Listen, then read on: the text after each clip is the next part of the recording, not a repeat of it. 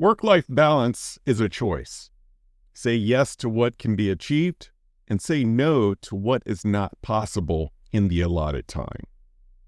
Author Jen Pollock Michelle, in her book In Good Time, says this about work-life balance, quote, "We have to reimagine a different kind of timekeeping. We have to resist the idea that to fail, to move fast, is to fall behind," unquote. Getting to a place of balance has to be by design and in alignment with God's purpose.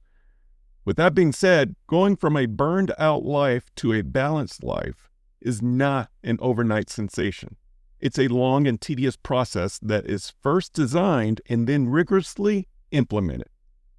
Obtaining balance takes hard work and discipline, but it doesn't have to be complicated. Balance can be as simple as drawing a line of who or what comes first. For most of our society, the career comes first. The majority of our society looks at climbing the ladder of success as the primary importance of life. Yes, it's important because we have to pay the bills and fulfill our purposes. But when we reach a point of breaking or burning out, we must reconsider a lifestyle reset, a redesign that puts first things first. A lifestyle redesign is often hard to imagine because we have been indoctrinated into a different value system defined by worldly success. Just imagine if we had mandatory college curricula on the topics of living a full life, growing a family, serving the broken and needy, and taking care of our own health. Imagine if we taught our kids the importance of being a good person versus being the smartest person. Imagine if we lived out a model of success that followed God versus society's model to the top. Our culture could possibly be in a better place with a realignment of our values. So how do we display and live out what matters the most to us without burning out? And what does that have to do with the freedom of choice? We'll answer those questions when we come back.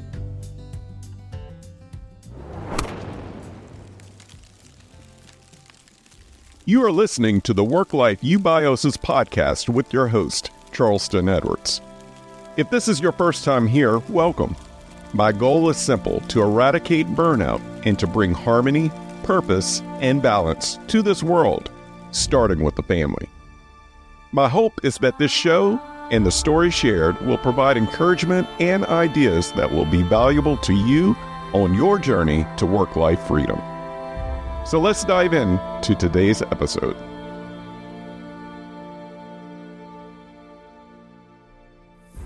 Bumper stickers, tattoos, personalized license plates, flags, screensavers, email signatures, social media profiles, Zoom backgrounds, memorabilia, collectibles, decor, and even our choice in clothing are all symbols of our values and our diverse allegiances to this world. To take it further, we see these same value symbols as we display our allegiances to our teams, our schools, our fraternities and sororities, our degrees, and our accomplishments. This time every year, we put the value into the American flag as a symbol of our freedom as a country, celebrating those who fought before us and continue to fight for our right to live a life of choice. But where is the visible sign of choosing how we spend our time? It's certainly not the watch, because it's the clock that has trapped us in time and all the pressure that comes with it. The watch reminds us that we are serving time. The watch creates stress that we aren't doing enough and there's not enough time. But it doesn't have to be that way. We can certainly make time work for us.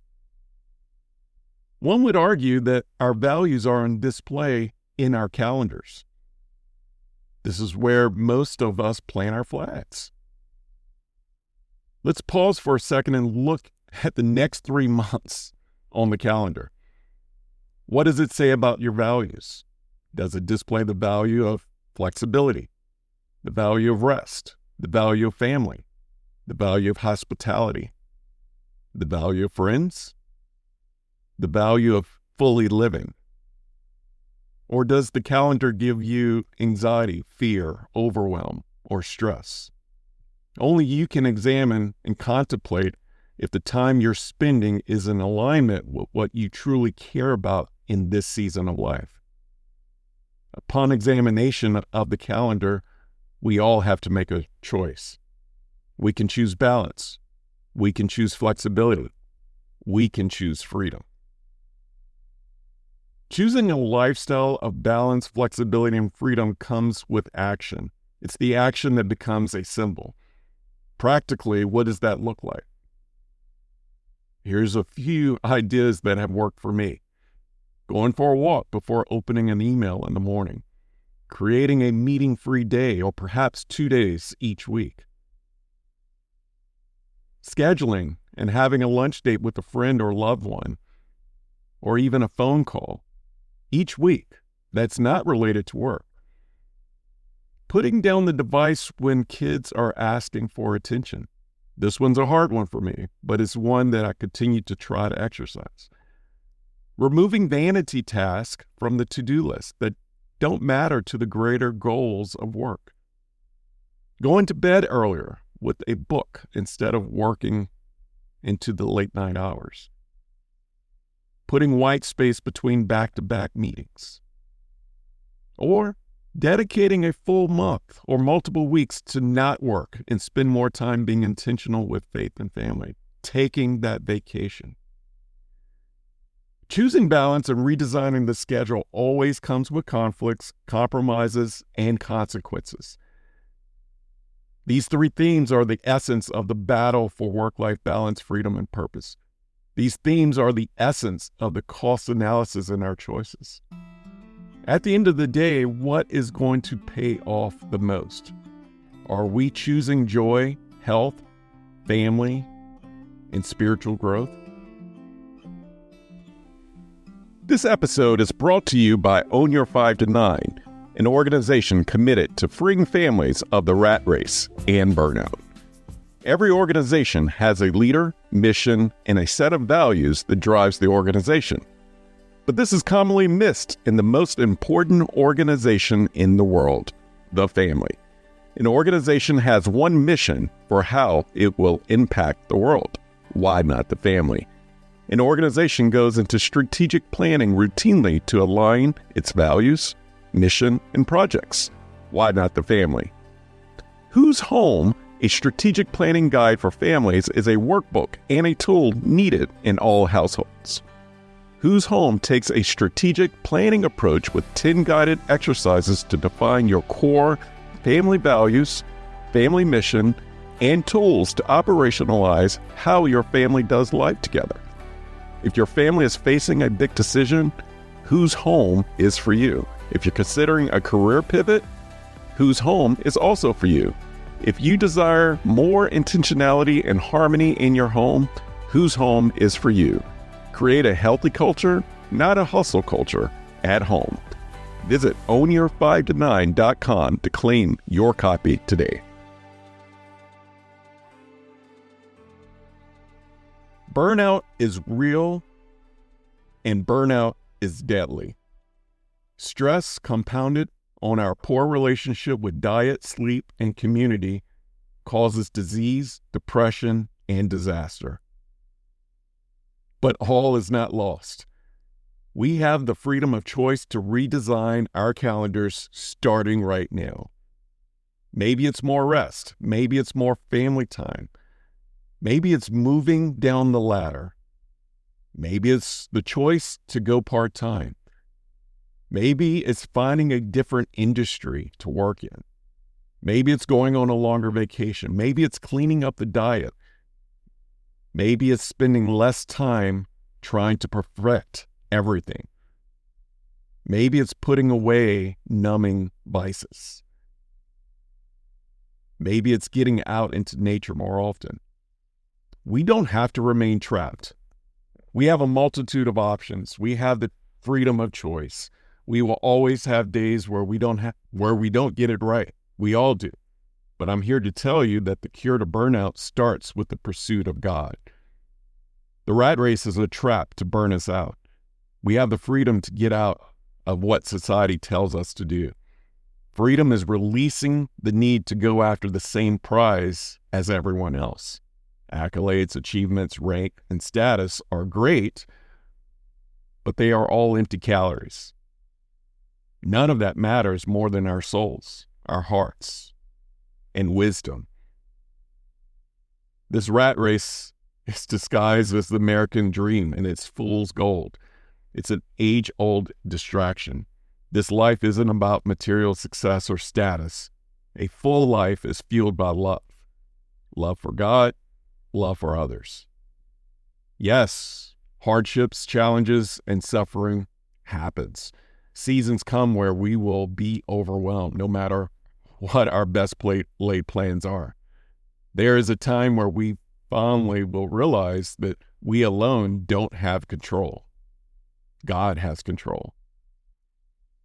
However, freedom is the realization that our worries about the basic needs in life, like food and clothes, can be released. The freedom mindset is an abundant mindset. An abundance in character, an abundance in faith, and letting God lead and provide what we need. What happens when we discover this type of freedom? We slow down and we run a new race. It's not the race up the ladder or towards an early retirement. It's a race to become more like the image of God, in love, for love, how we were designed.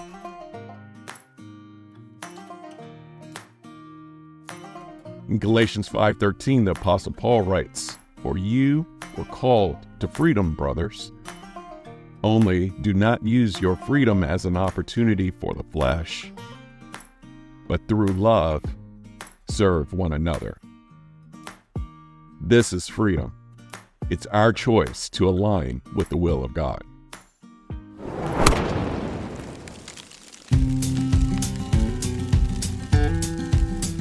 Thank you for listening to the Work-Life Eubiosis podcast, part of the Work-Life resources created by Own Your 5 to 9.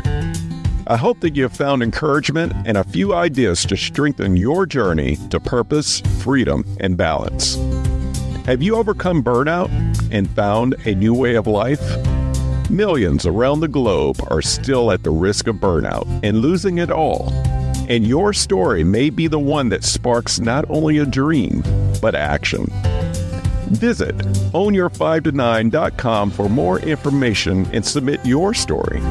While you're there, join the Work-Life Eubiosis newsletter and receive additional resources weekly right to your inbox. If you enjoy this podcast, take time to subscribe, rate, and leave a review. Share it with a friend or loved one. Remember, the most important organization in the world is the family. Let's do our part to strengthen it. Thank you for listening.